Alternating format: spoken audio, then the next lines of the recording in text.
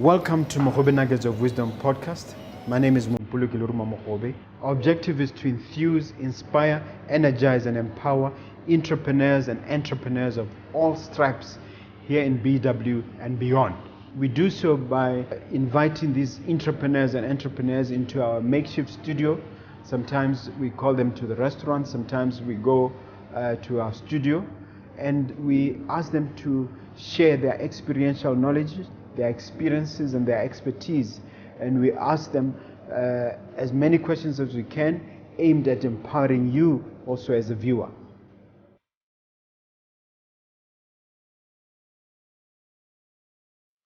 Hello dear viewer and listener, my name is Mompoloki Mogobe. I welcome you to another exciting episode, another invigorating episode. We're going to talk about property. So whenever we talk about property, because it's my field, I get a little bit extra excited. And I have in the studio Mr. Mothulatshipi, who's going to discuss all things property. But before I go to my guest, can I just make a special request that you kindly subscribe, please, before we go forward. I've noticed that the majority of the viewers we have fail to just press that subscribe button, so I would consider it a special favor if you did. Welcome to the studio, Thabo Mothulatshipi. Thank you very much for having me, sir. Yes, and perhaps a good starting point would be a quick introduction in terms of who you are and what you do. All right, my name is Thabo Mothulatshipi. I'm managing director currently of Bonno Realty, which is a built environment consultancy firm, or just a property firm for laymen. And I hold a bachelor's of science degree in real estate management from the University of Nottingham in the UK, the United States. I was lucky enough to be a beneficiary of a government scholarship or government bursary to study my course abroad. Okay. Why did you choose property? Well, I think, to be honest, it was by accident, because my initially when I was doing my BSc of Science in the University of Botswana, I still hadn't decided on yet what I wanted to really pursue as a career choice. And then I came across a real estate book in the library by chance. But this one was American based, so something piqued my interest. I think literally it was the cover page of the book itself. So I delved into property. I wanted to understand, and I did a bit of research around, and I picked up that the market here is not really as or fully or potentially fully serviced as it needed to be, or as professional as it could be. So that's when I started, investigating a bit more about what real estate is, what property is, generally, and that's how I got hooked. Then, as they say, the rest is history. Yeah. And why Nottingham? Why couldn't you study locally or even in South Africa? Okay, I had an option actually to study in South Africa. It was one of the options that were presented by the then Department of Tertiary Education Funding. I'm not sure if that's the proper, but basically the government department that's responsible for student scholarships. They gave us about 3 options, which were to study in South Africa, Australia, or the UK, because back then when I studied my course, real estate was not provided here, whether at Baisa or University of Botswana. It was still a very industry on its infancy stage. So I don't think that the government or the policymakers then were aware of the potential of the property market as it was then. So I think that's why maybe it was never part of the curriculum here. So that's why we had to go and do it outside the country. Okay. Before we talk about Bonno Realty, which is your company, tell us your journey after school. After school, after I think your university or pre-university or after university?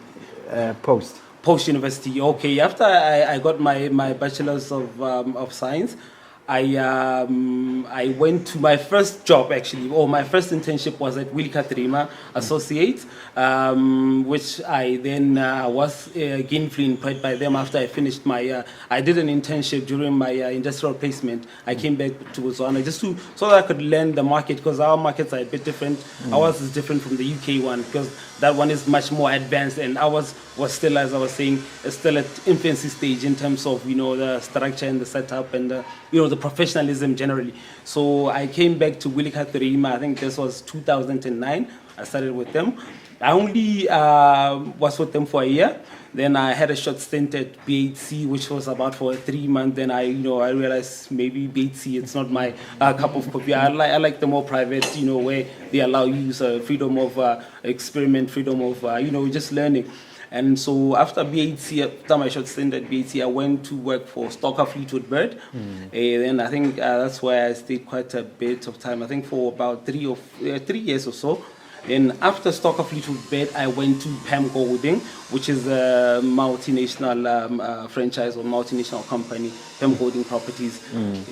Yeah. Then after Pamco Holding Properties, that's when I, in 2015, that's when Bonno Realty was incorporated, and we started operating in 2016. Okay. Bonno, explain the name. Bonno is a Tswana word, basically meaning a place of abode or a home or a Bonno word. I think it's quite self-explanatory. When you are in Motswana, what the Bonno, it's what a Bonno kotoa, how would you anything basically. So it sort of resonated with me.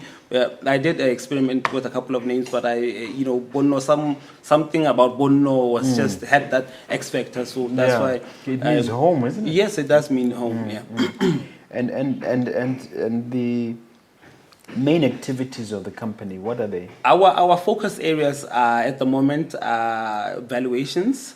We do valuations. We also do agency, which is sales and lettings and rentals. We also do management, property management for private clients.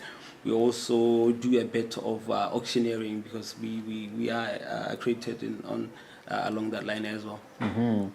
There's an element called brokerage. Is it something you do? No, not at the moment, but it would be something that would be worth exploring. What is the difference between agency and brokerage? Well, it's more or less the same thing, but brokerage is more when you deal with financial institutions. Sort of you generate leads for them and sort of facilitate the whole process.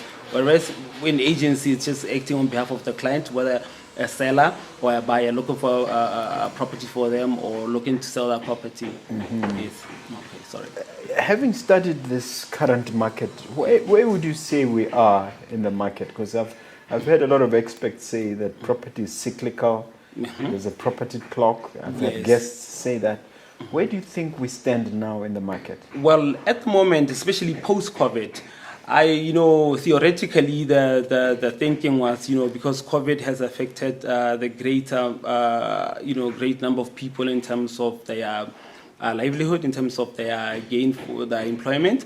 The thinking behind the whole after effect of COVID was that after COVID, property prices will tank or go down because now.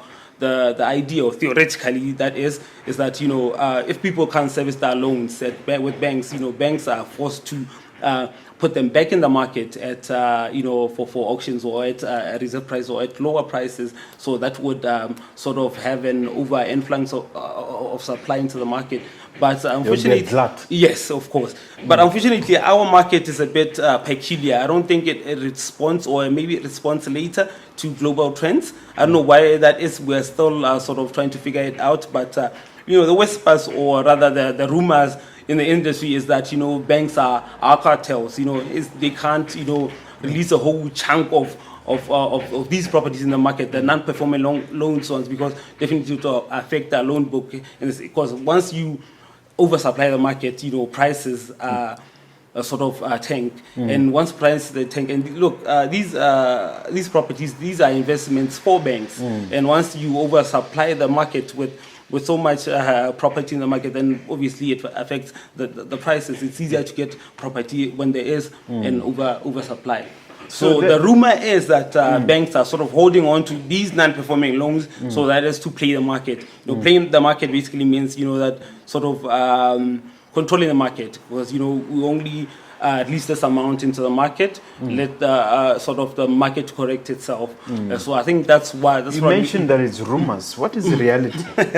The reality is, I always say there is always a thin line between perception and reality. Exactly. So to some extent, it does make sense, that argument that yes, banks are withholding on to most of the non-performing loans. I think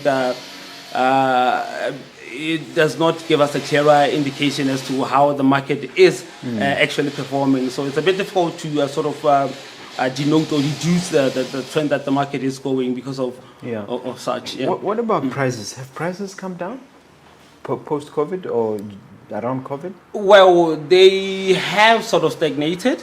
In terms of coming down, I would not say they have come down. That I'll be lying, because we're still seeing higher values. But in terms of what I know for a fact is, people are selling way below the thing in the way below market values. Yes, of course. And then with property, the challenge is, some of these reporting takes a bit of time for us to sort of establish a trend of some sort, whether the trend is going up or the trend is going down. Still defining itself. Yes, still defining itself. Yeah. But generally, would you say it's a buyer's market or a seller's market? It should be a buyer's market theoretically, but with our market, it's not a good time to sell at the moment. If you are a developer, for instance, because first and foremost, people do not have the capital to purchase property, and banks also are a bit risk adverse, because they know that a lot of people are not earning because most of the people were affected by COVID. So I think it's a very intricate balancing act. We are sort of on a knife edge. Knife edge, yeah. Have you had a chance to study our neighboring markets like South Africa? I took a particular interest to the Namibian market because I think what piqued my interest then was I went on holiday to Swakopmund, and then I was still at Pem Golding, and still then I think that's when our market was at its booming phase. When it was, I think, your early 2010s, the 2011s, when properties were selling like fat cakes, as the Adepex would say. That's part of their logo, I saw beachfront properties, selling for as much as your medium cost BT houses, and that sort of intrigued piqued my interest in the sense of how can such beautiful, or what I term as wonderful property, sort of sell within the same price range as ours, only to find that once a market gets developed, if there's an oversupply in the quality of the properties itself, and there's a huge amount of competition between developers and and agents and so forth, the market sort of stabilizes.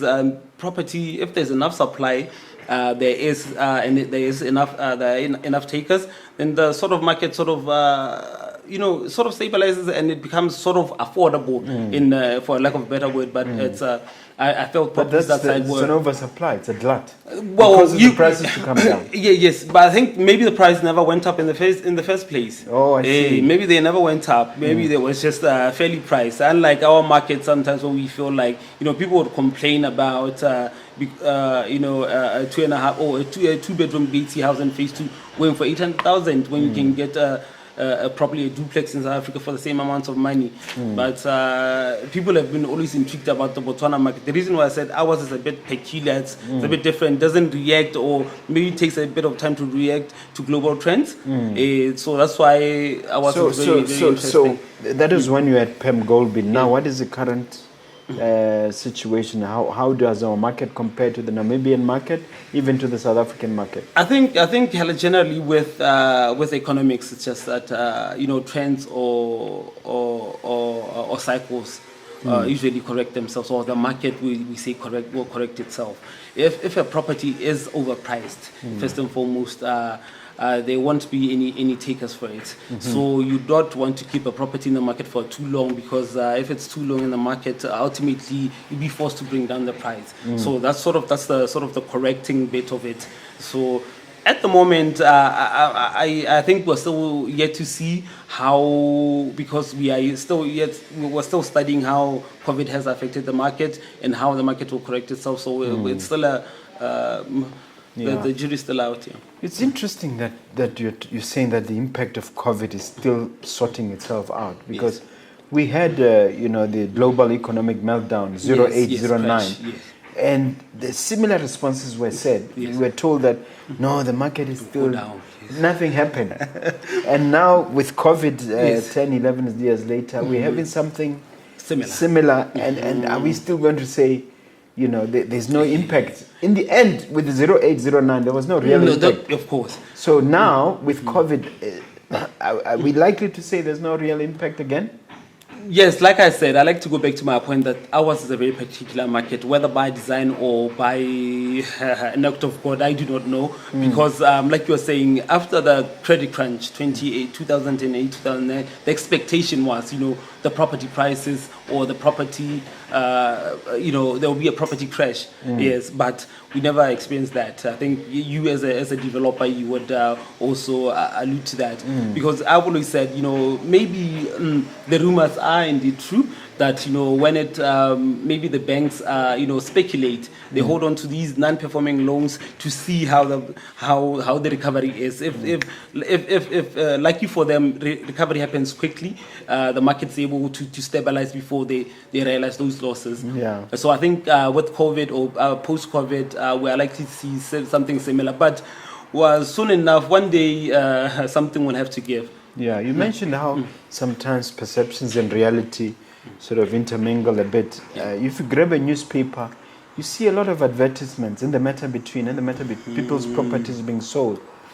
But it doesn't seem as if it's a crisis. And yet there are so many adverts. I think that's also an indicator that people are not servicing their loans proper. That people are not the market is not performing as it should be, or maybe that's how the market is sort of correcting itself. Because obviously, once you see in the matter between, it means people couldn't service their loans. You see, so I think that should be an indicator. The more you see them in there, it means probably the market is indeed heading for a nosedive.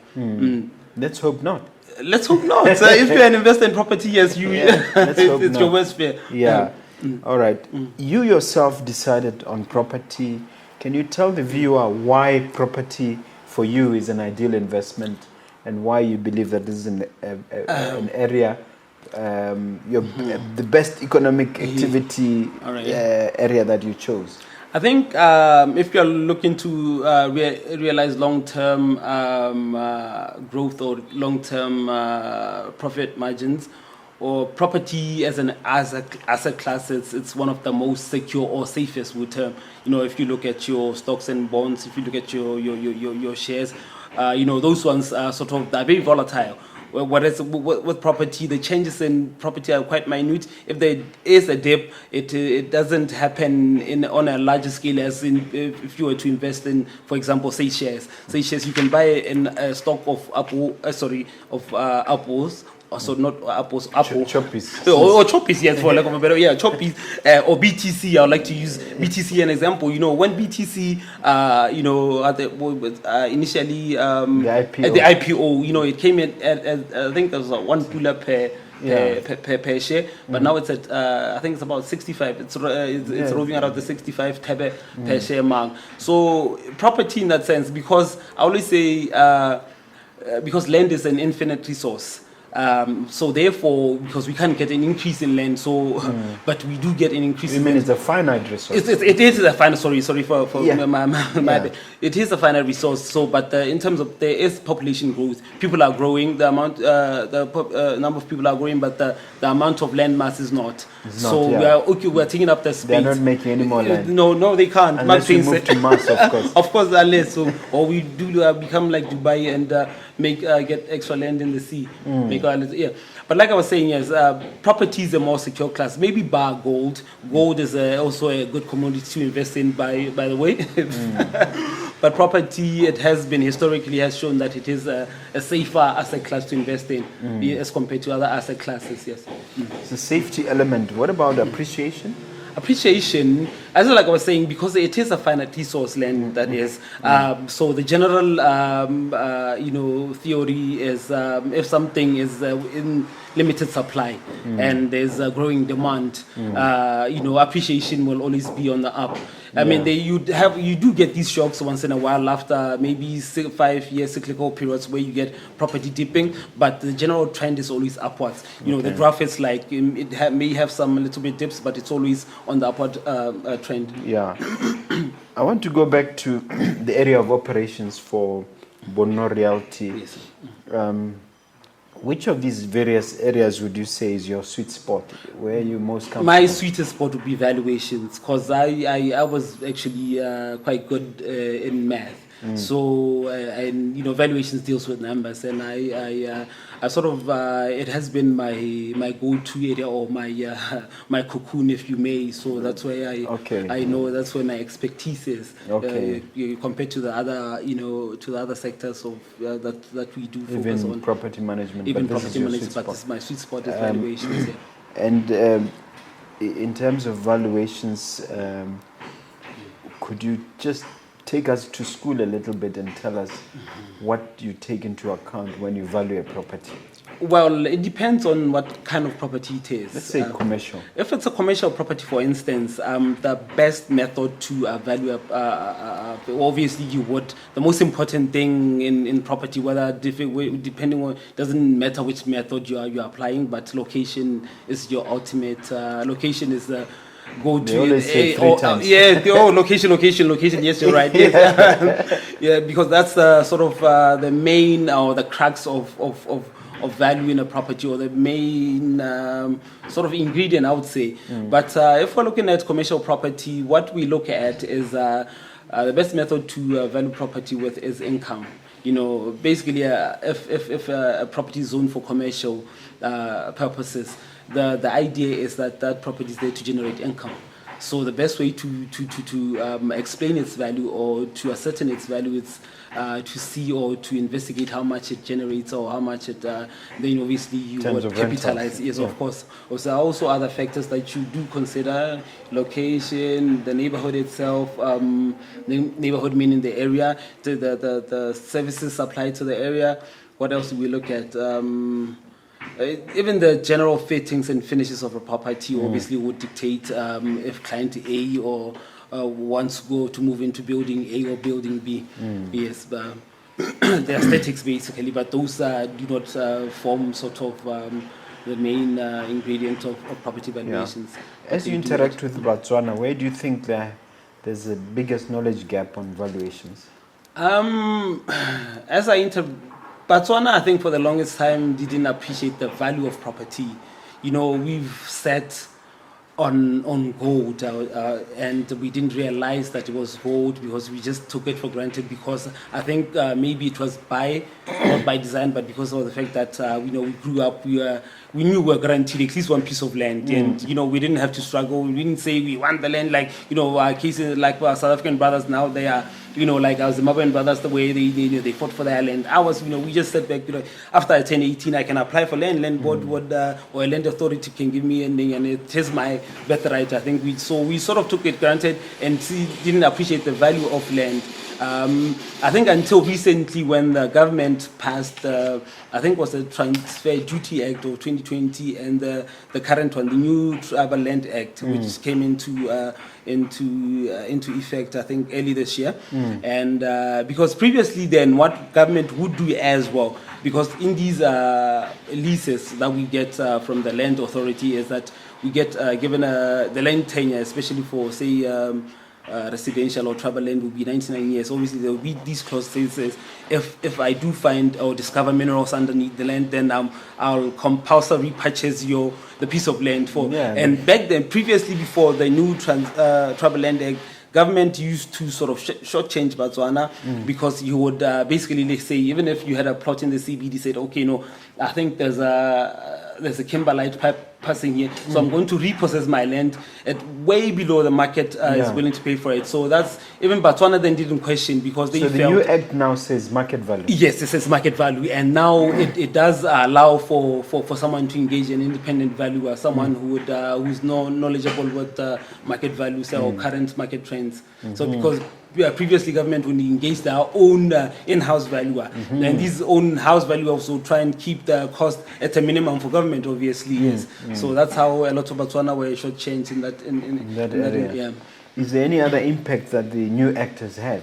The Tribal Land Act. The Tribal Land Act, I think what it did for Botswana, apart from them realizing the value of their investment, of their assets, was maybe just generally sort of made Botswana aware that indeed property is something that they can that can alleviate them from poverty, because a lot of people sat on huge parcels of land, but they were, for lack of a better word, they were very poor, and didn't realize that they didn't realize what you could actually exchange this for and uplift yourself. I think even the general education of about the property market, I think that they get, because obviously now if you go to land board, say okay, no, can I give you the landlord tell you go do a valuation.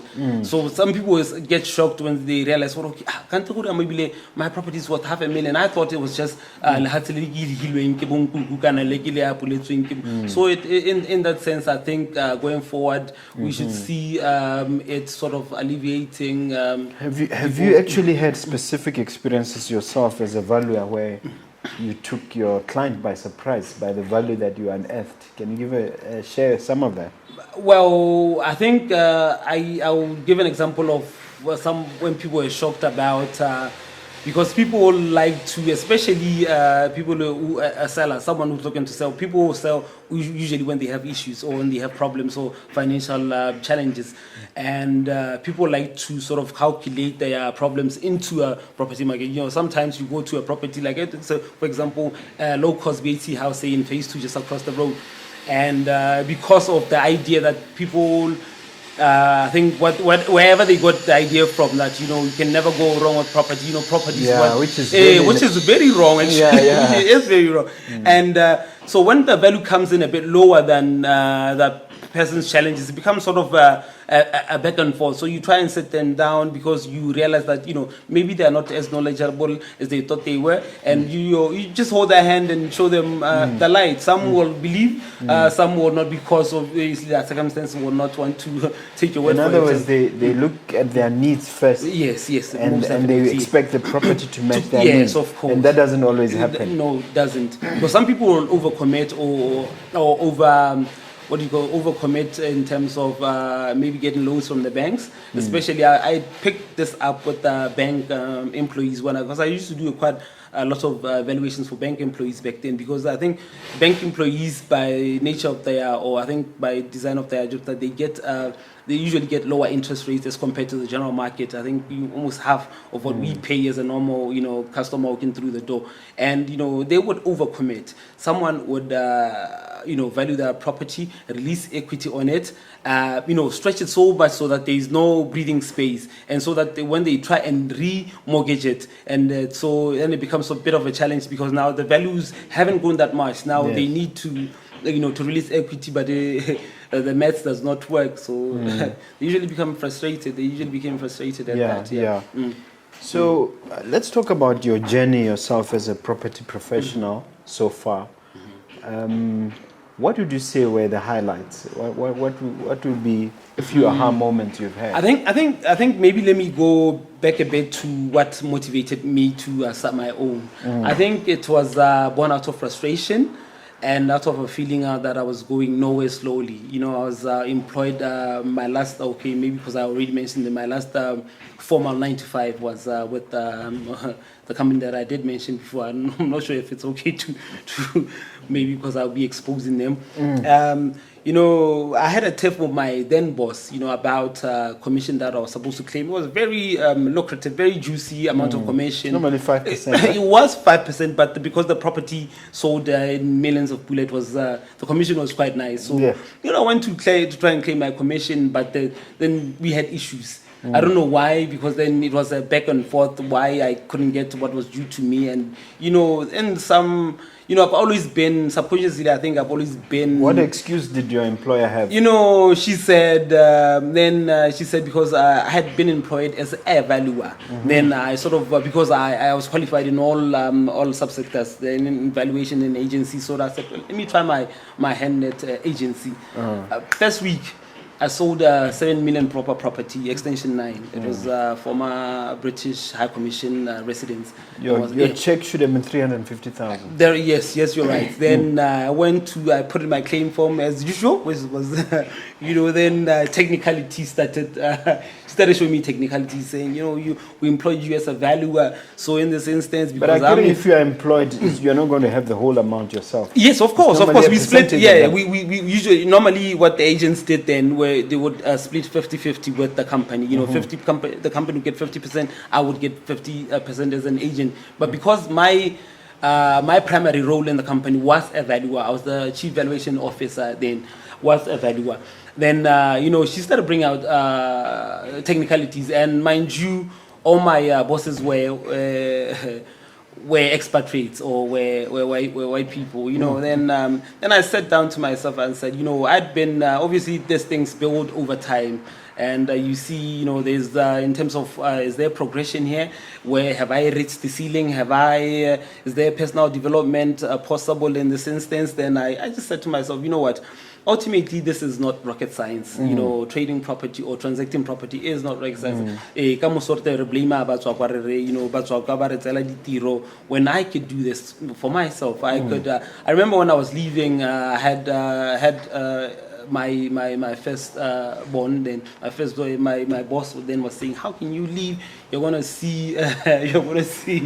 You're going to have issues. Because you're a new father now. So why don't you stick around and try and see how we can iron out our differences?" But because I think because that ship had sailed, I just said, okay, maybe this is my purpose, because I had always been an entrepreneur at heart. At heart, you know what I mean. I've sold T-shirts. So I've given there's a clip actually that I circulated where if you're in that situation, it's either you jump or you are pushed. Yes. So it seems to me you jumped. Yeah, I think I did jump. I did jump, and I'm always aware of my limits, or I'm always aware, trying to be aware where I'm at every time I'm, especially in that space. I was not fighting them. I didn't want it to be.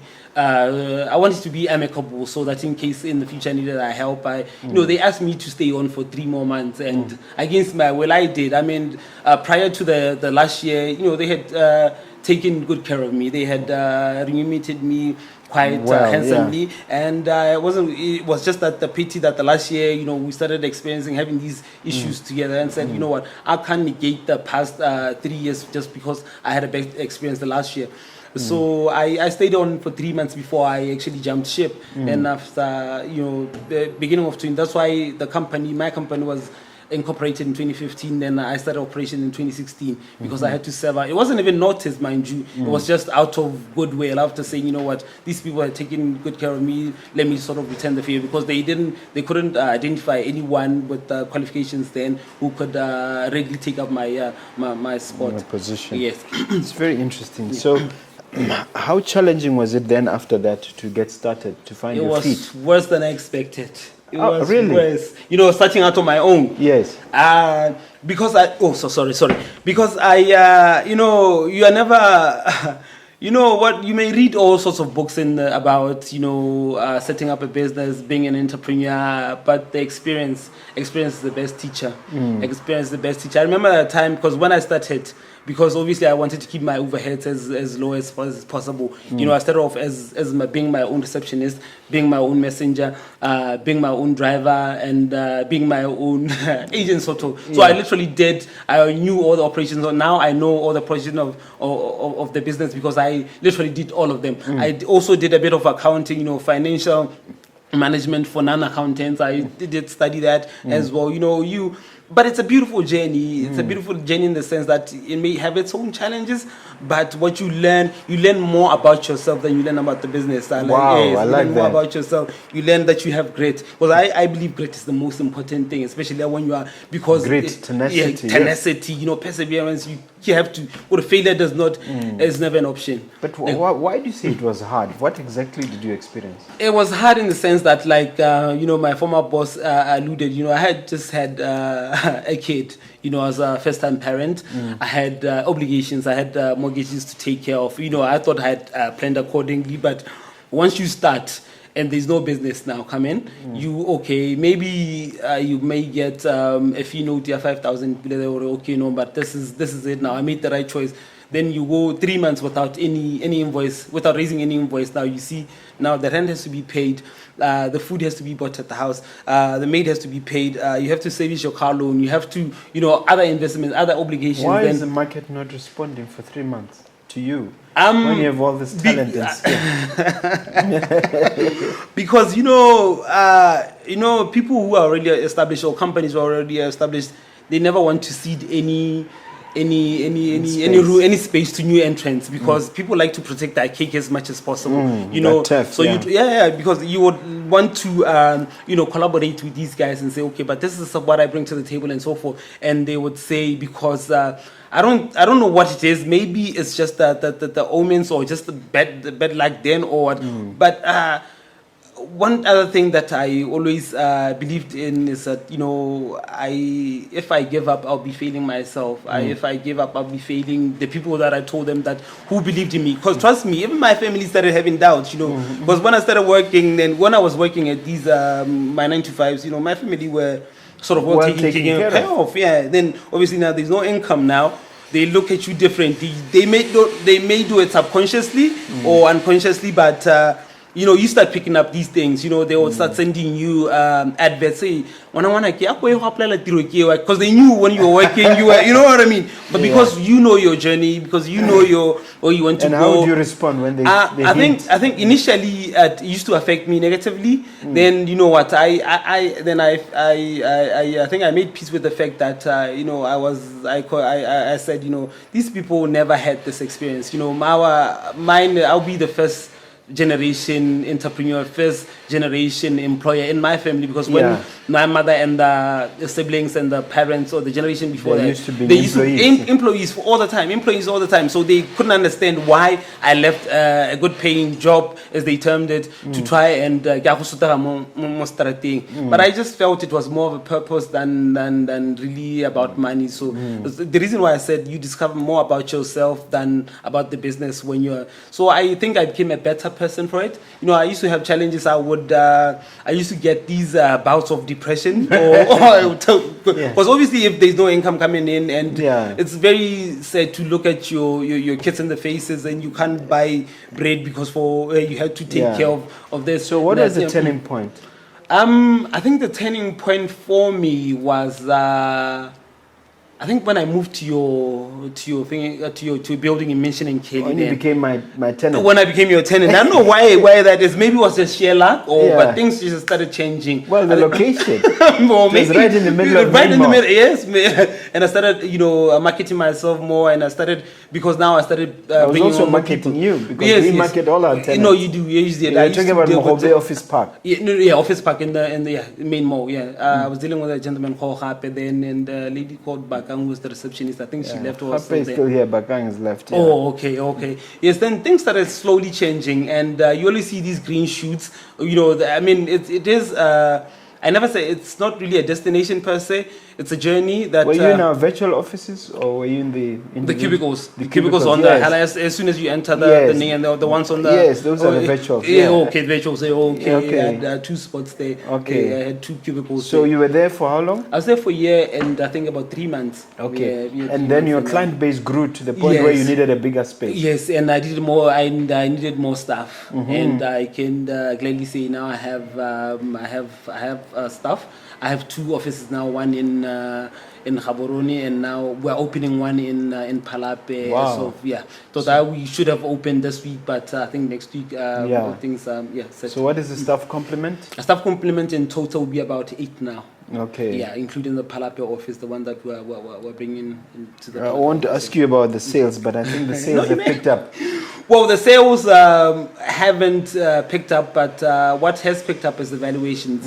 Valuations, I think, owing to these 2 changes in laws. The first one was the Transfer Duty Act of 2020 and the new Tribal Land Act, which make it compulsory for someone to do a valuation for any transfer transfers. purposes. Yeah. Because now we used to deal I think it was drafted by a valuer, that act. Well, then he did a good Just job. joking. Then he did a good job. Then. Yeah. Because previously, our main source of business used to come from banks or lending financial institutions. People are trying to use their properties as securities. But with banks now, because banks have their panels, and the reason why to get into a panel, this sort of became a sticking point. You know, we try to engage the they pick and choose who they want. Yes. And we for what I served in the real estate institute for I think for 3 years, and one of our mandates was to try and convince banks that panels are not the way to go, because panels it's too restrictive. It's too restrictive. It gives you a narrow view of the market. And we did engage them. Bank Association of Botswana. We also engaged the regulator, Bank of Botswana, but. Because, like I said earlier, banks are cartel. Banks They're a bit of cartel. Yeah. So they sort of they have power. Panels, Yes, they have power. So if they say if this is our preferred, but now with the new act, individuals can come. No individual, as long as you are accredited, registered, duly accredited and registered, you can rock. Okay. Yes. Sir. This is very interesting. So, I always want to know if about the future. But before I ask you that, let me just ask you why you chose Palapye as a second area too. What is it about the Palapye economy that attracted you? I think it had a lot more to do with inquiries I would get for people wanting for me to go transact their properties. Because mind you, before I even at PEM Golding, I established the Palapye branch, and I realized that and it was one of the highest performing, apart from gaps, it was performing really, really well compared to other areas. So Palapye was always the natural choice, in the sense that now there's a huge amount of economic activity going on, with your universities, your mine, now services moving to Palapye. Even the service industries are moving towards Palapye. So there's a market, there's big shopping malls. Big shopping malls, about 4 massive shopping malls, but in terms of vacancies, there I think 1 or 2 are still struggling with vacancies, but generally it is on the up. I think what one of the maybe impediments to it growing as fast as it should or it could is it being not regarded as a township, still being in terms of planning and so forth. Because if they could give it township status, maybe What is the sticking point there? Why can't they just do it? I have no idea. I think it's just political will. I don't know. I think because ultimately politicians do decide. Is it not just a matter of gazetting it? I think you could say it's not a simple thing. I think it is a simple thing in the grand scheme of things. It is a simple thing. It's just I think there's lack of political will. For what reason, I do not know. And what will be the immediate impact if it's declared a township or a city or whatever? The immediate impact is because what townships or city is services. Once you declare something of a city or a town, services are going to be brought in, your sewer lines and so forth, as compared to your villages. In terms of developing villages is quite tricky, because now you're dealing with 2 land authorities or 2 land overseers, if I may, because then you're dealing with council if it's a city or a town, then you're dealing with the land board if it's and the experience of people dealing with land boards hasn't always been in the glorious of terms. So you can imagine, trying to propose something to a land board, it takes a huge amount of time. And with a city, I think there's more advancement in terms of, because there's already structure in place, and it's easy to navigate. Such. Let me go to ask you about the residential market and the multi-residential market. How is it performing? Is it a good area for Botswana to go into? I think, honestly, it's not. I don't think, because if what I've realized over the years is, the amount of rentals generated by residential property can't even service your loan. Even multi-residential? Well, it depends on the schemes or how you build it. Some people, what I noticed one or similar I think a type of multi-residentials in Matroko Kastra. Yes, yes. Where you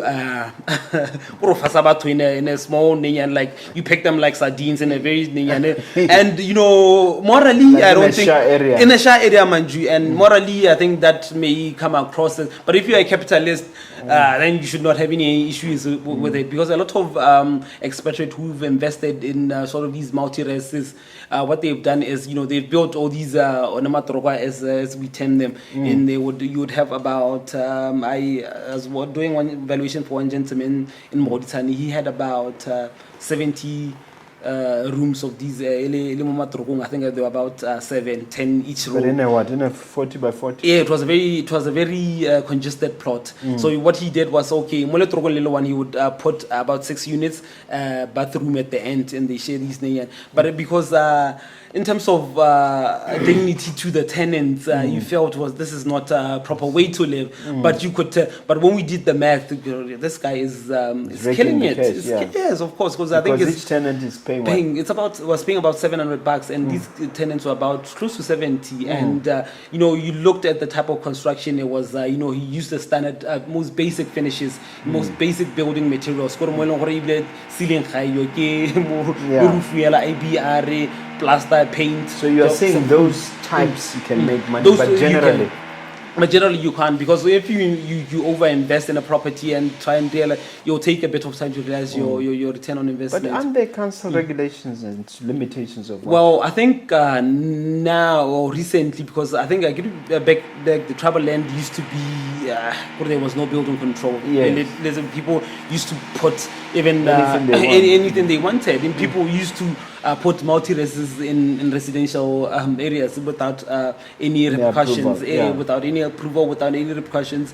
And I think with the regularization of our building control, or now things have sort of if we wrap it up, what do you think as an investment area, multi-residential and residential, is it something you would encourage?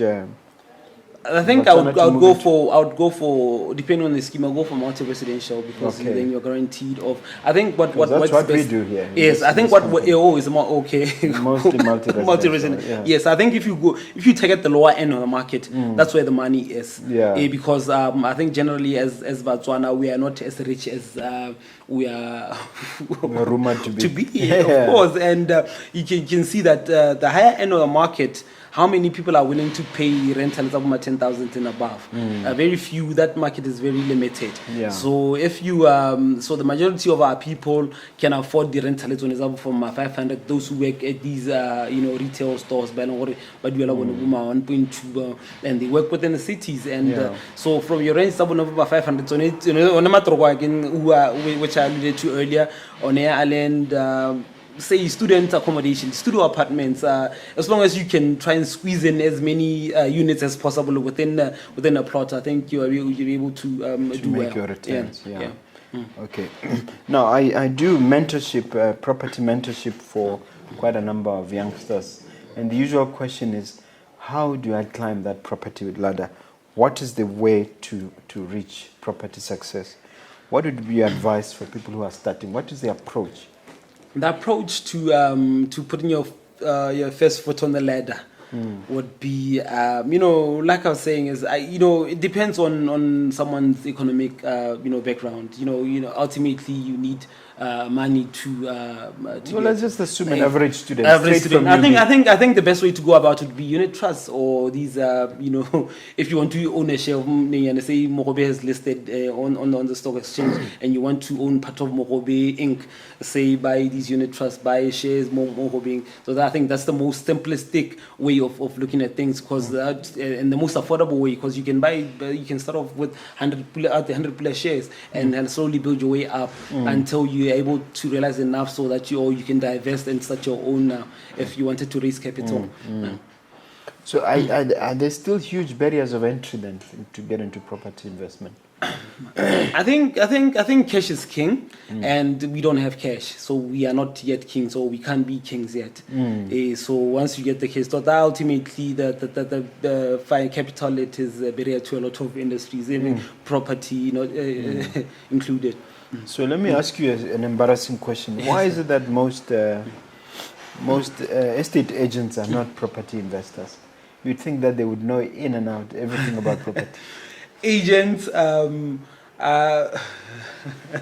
I don't know if you're No, a no, property no. investor yourself. I try to. I try to, because like I was saying, is because the rules of investment on my side say have moved because of each individual's circumstances would move slower, because I think people's individual circumstances vary from one person to the next, and I can't speak for the next person. But speaking for myself, I do try and invest in property whenever I can, and if I see a bargain. So I'm always looking out for a bargain. I'm into the property market, so I know a bargain when I see one. So most of the time, and people, I think one disadvantage of us not maybe of me not investing as much as I would have loved is because now Botswana are aware of the value of property. The reason why most people or most expatriates have invested in our property market is because when they came in, a lot of Botswana were not aware of how valuable their assets that they possessed then were. So only after they were developed, now they see, and I should have done this one. I should have kept my plot. I should have speculated, waited a bit till my plotted. You know what I mean? Even land I think banking. sorry. Even land banking. Of course. I think it had to do with just awareness and knowledge. I think that's why that's where, if we can overcome that, then I think that's the first barrier. Have you answered my question? Why most property agents are not property investors?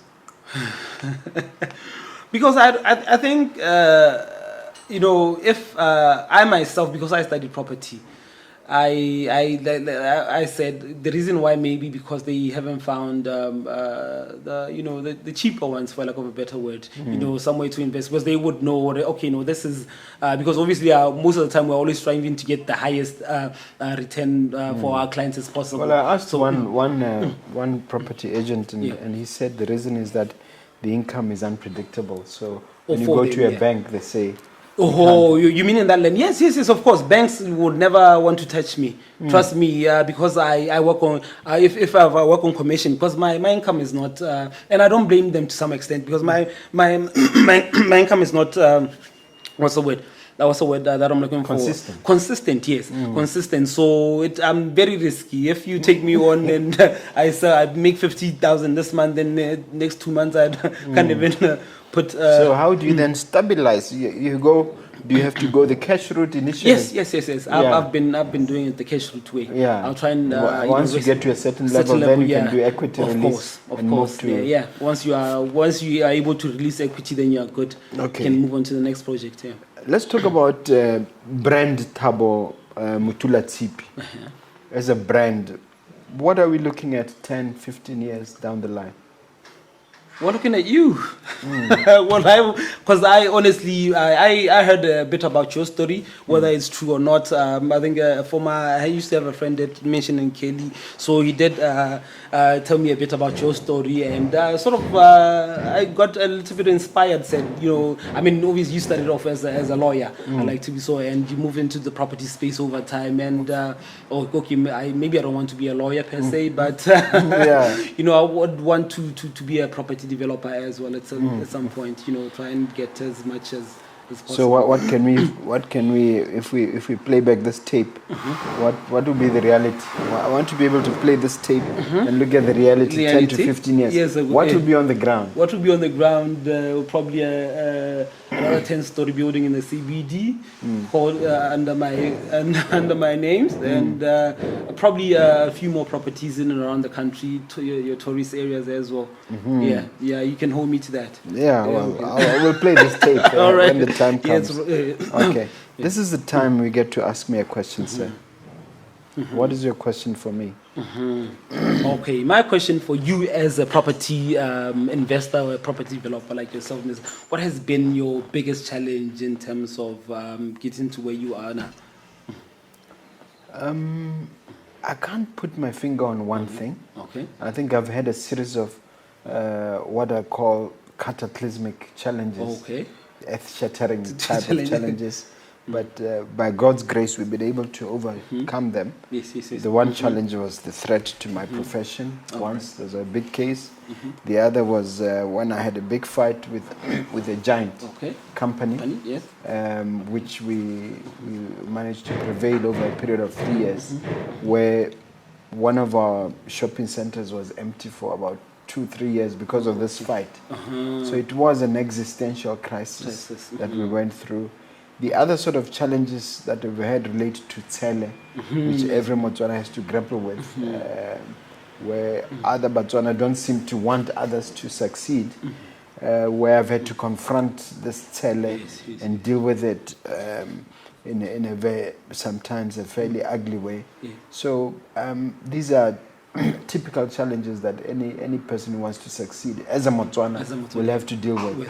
But what I'm happy to announce is that that challenge is surmountable. Through what you described as grit, through what you described as tenacity. So are you a man of faith? Do you tremendous faith in the sense that I'm a fourth generation Seventh-day Adventist practitioner, and I'm fairly active, and I take the faith that is described in in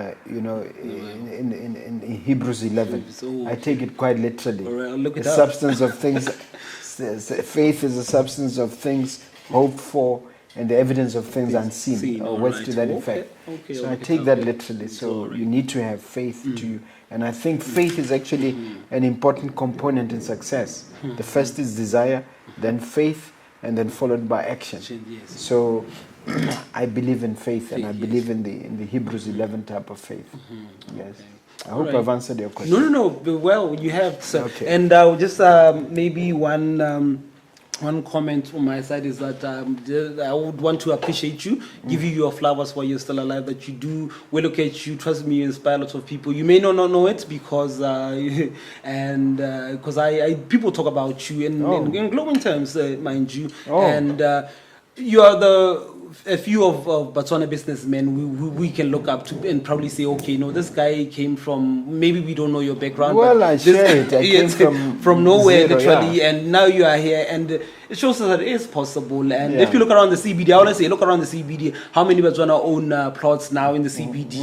From initially when the plots were allocated, yes, there were quite a few Botswana, in fact, if not all were Botswana. But how many now still have? It's a bit of a tragedy, yes. Yes. Because I have one client of mine. I'm not sure if this is you cut it out. Can it still live? No, you can go ahead. Oh, okay. No, I have a client of mine who owns Mr. Mabeo. Yeah, he's always had offers. He says, because you did mention you one time. Let him hang on to it. Yes, don't worry. What are the same issues that you encounter? He's also he's told me about them. You know, that's hele aspect of things. You know, why him, and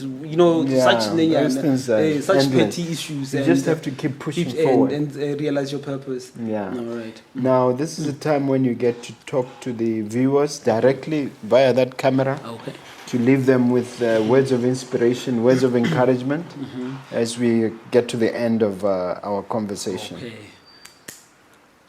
I had no way to start. Let me just recompose myself and try and think of what it's already on. It's already on. Okay. It's on. All right. Dumelang Batswana go gae. Yo hano yo ke Thabo Mothulatshipi wa ko Bonno Realty ke company ya rona e tebagantse le tsa matlo le dikago jalo, valuations and management and agency. So I just wanted to say Batswana lena le khumo ya lona ke lone le hatsela lona gate le hatsele tlotlo a re boneng gore engage your knowledgeable property practitioners for you to be able to realize your assets values. And now you can reach us at 316-4166 kana 75001235. Our offices are located at the main mall, 205 on Independence Avenue, along the museum. Thank you very much. What about social media? Where do they reach social media, look for us. Facebook, we are there. Bono Realty. It's Bonno. Realty is spelled REALTY.